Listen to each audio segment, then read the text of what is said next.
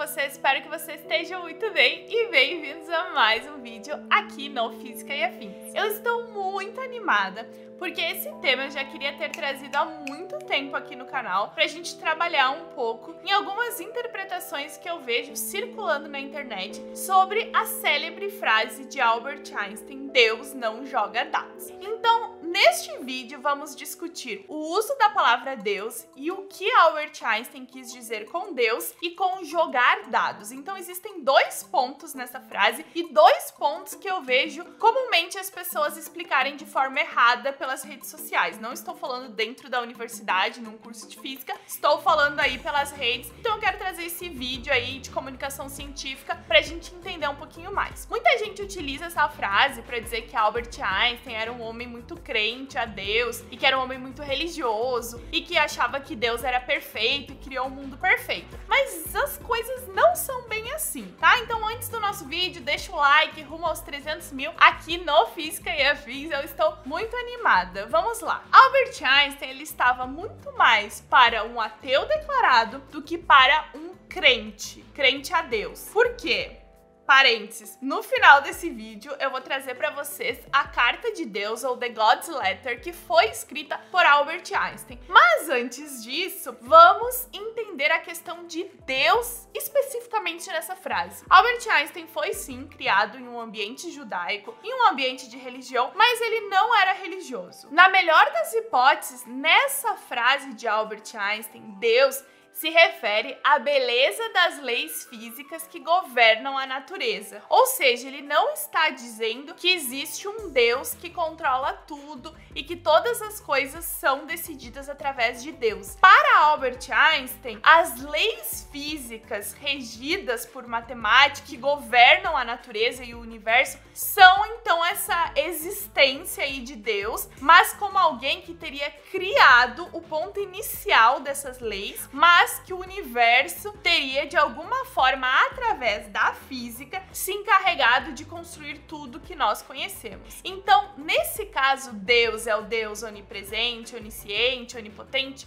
Não. É para vocês encararem nessa frase Deus como sendo leis físicas, a elegância matemática e a elegância e a beleza da física que regem o universo. Passamos desse ponto, agora vamos para jogar dados. Então, Deus não joga dados. O que ele quis dizer foi: jogar dados é um movimento aleatório. Então, que essas leis físicas belas, maravilhosas, com matemática que regem o universo, não seriam aleatórias como um dado, não seriam aleatórias como dados. E por que ele disse exatamente isso? Porque Albert Einstein, ele não era o maior fã da mecânica quântica, que com toda certeza é um dos pilares da física moderna. Ele não concordava, ou ele não 100% achava que mecânica quântica estava correta. E mecânica quântica se comporta como? De forma aleatória ou probabilística, não de uma forma determinística como a mecânica clássica. Então, para Albert Einstein, Deus não jogar dados simplesmente quer dizer o quê? Que a mecânica quântica, na sua forma aleatória, não poderia ser uma explicação correta para fenômenos da física. Eu acho que até aí ficou claro, mas eu vou explicar um pouco mais do porquê Albert Einstein não concordava com mecânica quântica. E, gente, ele bateu o pé tão forte e tentou até o final da vida, até morrer, em provar que mecânica quântica não era bem correto e que existia uma outra coisa aí que ele não provou, mas eu vou explicar pra vocês por que ele não era simplesmente um velho chato e ranzinza, mas sim um pesquisador que estava tentando fazer física. Com apenas 26 anos, em 1905, Albert Einstein revolucionou a física no seu ano milagroso, onde ele publicou 6 artigos. E esses artigos tratavam de 3 tópicos específicos que eu vou explicar para vocês agora. Mas antes de explicar para vocês como Albert Einstein revolucionou a física, eu quero falar que esse vídeo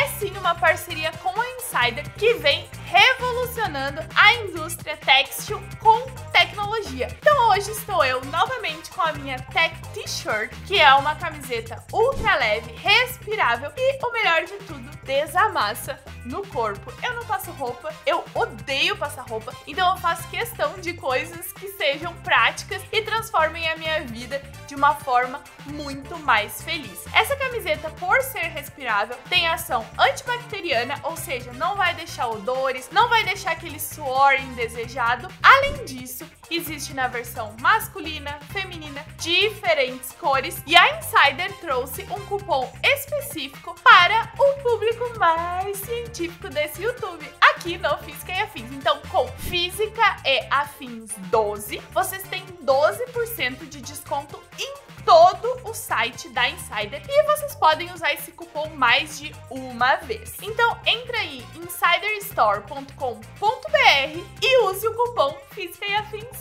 12. Muito obrigada, Insider, por perceber onde se encontra o público mais científico desse YouTube e valorizar as mulheres na ciência. Os artigos publicados por Albert Einstein tratavam 1. Do conceito de quantum de luz ou do fóton e uma explicação do próprio efeito fotoelétrico. 2. Da teoria e explicação do movimento browniano. E 3. Da teoria da relatividade especial, uma visão radicalmente nova do espaço e do tempo. O próprio Albert Einstein considerava que apenas o primeiro trabalho dele, que falava sobre o quantum de luz ou o fóton, era de fato revolucionário. E foi o primeiro grande avanço após Max Planck para o desenvolvimento da mecânica quântica. Entretanto, a relatividade especial de Albert Einstein era uma teoria clássica, não tinha nada de quântico aí. Nesse mesmo ano, Albert Einstein descobriu a famosa equivalência E igual a mc ao quadrado. Gente, foi o ano milagroso de Einstein mesmo, aos 26 anos. Einstein passou em torno de 10 anos trabalhando na teoria da relatividade especial, tentando encontrar algo mais abrangente. E foi então em 1915 quando Albert Einstein apresentou a todos a teoria da relatividade geral. Uma teoria de beleza insuperável que explicava a gravitação como surgindo simplesmente da geometria ou curvatura do espaço-tempo. Ele também mostrou como a força da gravidade tinha que ir além da teoria simples, mas bem-sucedida de Newton. Entretanto, essa teoria da relatividade geral também era inteiramente clássica, não tinha nada de quântico. 2 pontos importantes que nós podemos concluir do que eu falei até agora. Primeiro ponto, Albert Einstein contribuiu muito para o avanço da mecânica quântica. Segundo ponto, a teoria da relatividade geral levou a mecânica clássica a outros níveis. Então, Albert Einstein era sim um cientista muito qualificado para discutir sobre mecânica quântica, mas aí ele decidiu bater o pé até o final da vida de que alguma coisa estava errada. Então tá. Ele passou o final de sua vida, não, né, gente? Dos 36 anos até o final de sua vida. Então, sim, metade da vida, digamos assim. Vamos ver com quantos anos Albert Einstein morreu, que eu nem sei. Gente, morreu aos 58 anos. Nossa, ele morreu muito cedo.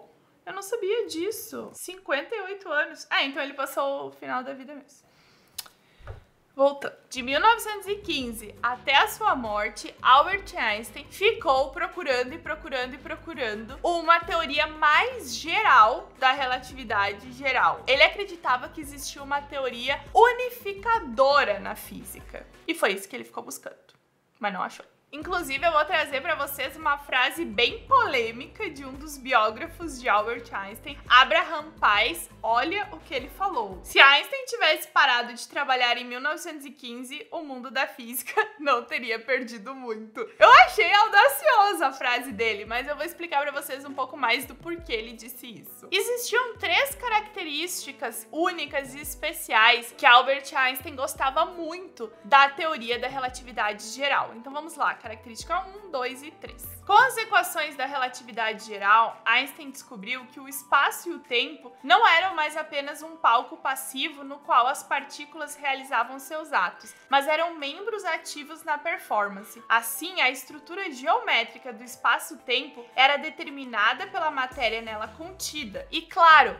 a matéria respondia de acordo com a geometria e era restringida pela sua estrutura. O fato do espaço e do tempo pertencerem serem agora as equações é de uma importância sem limite dentro da física. Então essa era a primeira característica que Albert Einstein se apaixonou pela relatividade geral. Segunda característica, esta foi a primeira teoria física não linear. Em outras palavras, o campo gravitacional agiu sobre si mesmo. Uma consequência importante disso foi que a equação de movimento estava contida nas próprias equações de campo. Não havia equações separadas para as interações entre a matéria e para a resposta da matéria a essas interações. Em contraste à teoria linear do eletromagnetismo, as equações de Maxwell falam sobre campos eletromagnéticos interagindo com partículas carregadas. Quando a gente vai falar sobre a questão das partículas inertes, a gente vai para as leis de Newton. E o terceiro ponto, pela primeira vez na física, uma teoria previa que a inércia de um corpo dependia de sua vizinhança. As equações da relatividade geral mostram que a inércia de um corpo aumenta quando esse corpo é colocado na vizinhança de massas pesadas. Ou seja, a inércia agora não era uma propriedade inerte dada por Deus, mas dependia da sua vizinhança, do seu ambiente. A esperança de Einstein era encontrar uma teoria totalmente unificada que mostrava que a inércia, não apenas parte da inércia, dependia totalmente do seu ambiente. Por conta disso, estamos agora todos habilitados a entender por que Albert Einstein tinha uma aversão à mecânica quântica.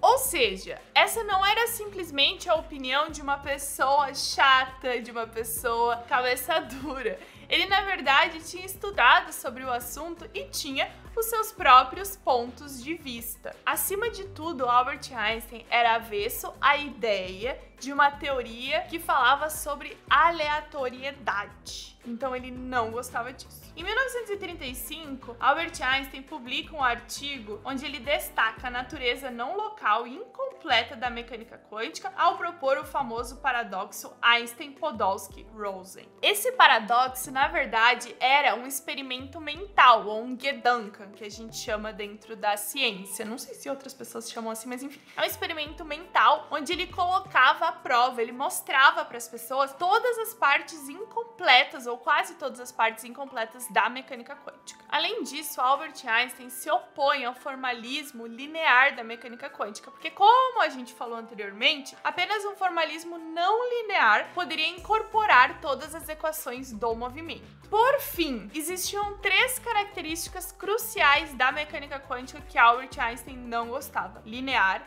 probabilística e não local. Apesar de tudo, Albert Einstein admitiu sim que a mecânica quântica era uma teoria que possuía alta aplicabilidade. Ele acreditava que no futuro existiria uma outra teoria que conseguiria reproduzir a mecânica quântica, e essa nova teoria seria não linear e unificada. Isso seria então semelhante ao que aconteceu com a teoria da relatividade geral, que nos levou à lei de Newton no limite não relativista. Resumindo tudo isso, Albert Einstein não acreditava que a mecânica quântica representava as leis da física, ou poderia explicar as leis da física. No bom português é isso, ele não acreditava. Atualmente, mais de 50 anos da morte de Albert Einstein, nós não encontramos essa teoria unificada que ele acreditava que existia. A ideia mais popular é que Albert Einstein bateu o pé, ficou chateadaço que a mecânica quântica surgiu e não curtiu a ideia. Isso é o que se acredita por aí, mas eu tentei trazer aqui alguns pontos do porquê ele não concordava com essa ideia de mecânica quântica. Enfim, no futuro, talvez venha assim surgir uma teoria unificada que vá reproduzir a mecânica quântica de uma forma não linear ou num regime específico, mas até o dia de hoje não aconteceu e a mecânica quântica é muito, muito brilhante e maravilhosa. Para finalizar esse vídeo, vamos então trazer a The God's Letter, ou a Carta de Deus, que foi vendida por mais de $400 mil. O que Albert Einstein diz nesta carta? A palavra Deus não é para mim senão a expressão e o produto das fraquezas humanas. A Bíblia é uma coleção de lendas veneráveis, mas ainda bastante primitivas. Nenhuma interpretação, não importa quão sutil, pode pode mudar alguma coisa sobre isso. Ele também fala sobre a própria origem judaica. Como todas as outras religiões, uma encarnação da superstição primitiva. O povo judeu a qual eu pertenço de bom grado e em cuja mentalidade me sinto profundamente ancorado, ainda para mim não tem nenhum tipo de dignidade diferente de todos os outros povos. Então todos os outros povos seriam iguais, de acordo com essa carta que Albert Einstein escreveu. Vocês encontram essa carta na internet, está escrito em alemão e foi leiloada aí por mais de 400 mil dólares. Então, com essa carta, a gente tem a certeza de que Einstein não era um homem que acreditava em Deus, mas um ateu declarado. Então, por que a frase que ele disse é Deus não joga dados? Então, Deus, voltando, interpretamos como as leis da física e jogar dados como a aleatoriedade da mecânica quântica, porque Albert Einstein não concordava com a ideia de mecânica quântica. Então é isso. Espero que vocês tenham gostado desse vídeo. Não se esqueçam, Física e Afins 12 para 12% de desconto lá na insiderstore.com.br. E agora, por favor, gente, não saiam repetindo coisas de física sem explicação. E se vocês encontrarem por aí alguém falando sobre a frase Deus não joga dados, envie esse vídeo pra pessoa hoje mesmo, tá bom? Deixa o like, se inscreve, curte, compartilha, me segue lá no Instagram, Twitter e TikTok. Bibi Bailas. Tchau!